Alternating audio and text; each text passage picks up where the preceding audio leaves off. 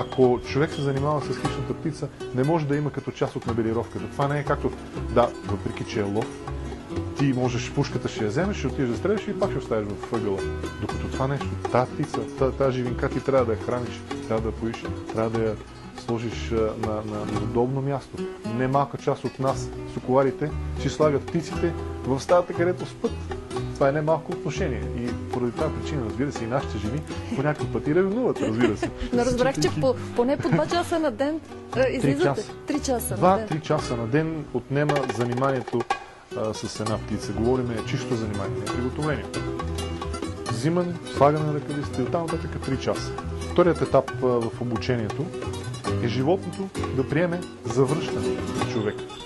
От малко разстояние започва да се вика и постепенно разстоянието се увеличава. Следващият... Тя наистина е много спокойна при теб и има слабост към теб, видях. Да. Харесваме се взаимно, имаме отношение. А и тя е една от птиците, които са ми паднали така повече на сърцето. Ако към животните, към хищните птици имам 100% любов, към нея са 110.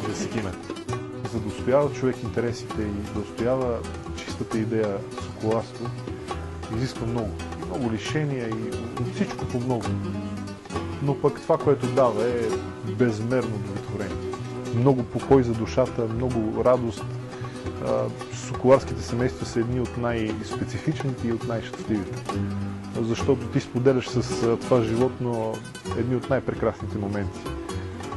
Немалка част от нас са така индивидуалисти до някаква степен, защото денят на един соколар в общи линии протича от момента, в който ти отидеш в клетката и вземеш и дигнеш птицата на ръката, до момента, до който го върнеш, ти си някъде навън, ти си сред природата, ти си сред откритата пустош.